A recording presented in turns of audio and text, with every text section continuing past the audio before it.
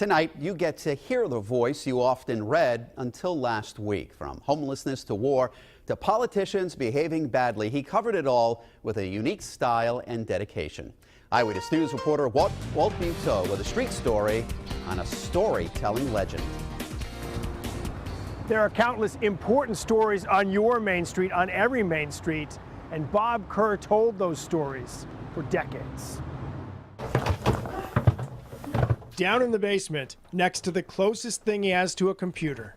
Here it is, my Olivetti Electric. There's a handwritten diary from a prisoner that might help fill Kerr's next story. People told me such incredibly personal stuff sometimes. When you survive Vietnam, fellow veterans like convicted murderer Joe Labriola will talk to you. He's this amazing guy with this spirit that's just incredible, and he's done 41 years in prison. The book about Joe is the future.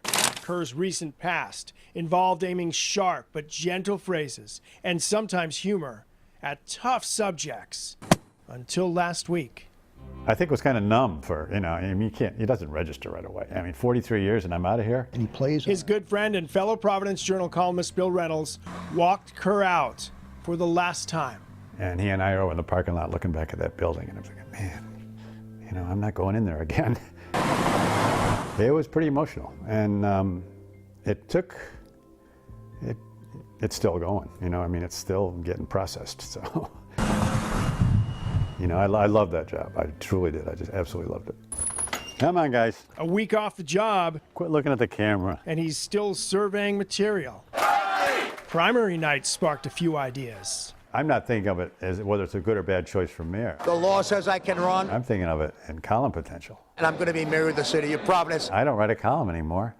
And if Buddy Cianti's mayor of Providence, that's guaranteed. And so we're ready to roll. A column every 2 weeks at least, minimum. Kerr skewered more than a few politicians, but he is still amazed how strangers let him into their lives. In being that personal and open, I think they helped other people understand whatever it was they were, dealing with. When you can do that and create some common ground, that's a good thing.